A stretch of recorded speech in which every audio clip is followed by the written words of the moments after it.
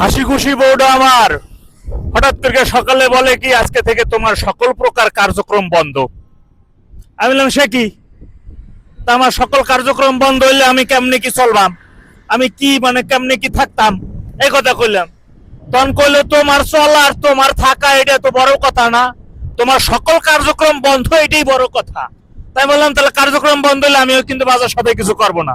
তখন কইলো তোমার বাজার সদাই কিছু করা লাগবে না, কারণ কাঁচা তরকারি বাদে ঘরে আর বাকি যা কিছু লাগে খাইতে এগুলো আগামী ৬-৭ মাস পর্যন্ত আমি অনায়াসে খাইতে পারবো, অনায়াসে চলতে পারবো। সুতরাং ৬-৭ মাসের মধ্যে ওই কাঁচা তরকারি ঢুকবা আর কোনো কিছু আমার কেনা লাগবে না। তাই চিন্তা করেন।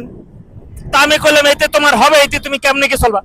এইগুলোই সব আমার নিজের নামে দিয়ে চালাই নেবো, যা কিছু এগুলো আমি খাবো আর বাপের বাড়ি জানাই দেবো যে এইগুলো সব আমি করতেছি, আমি কিনছি, আমি খাই।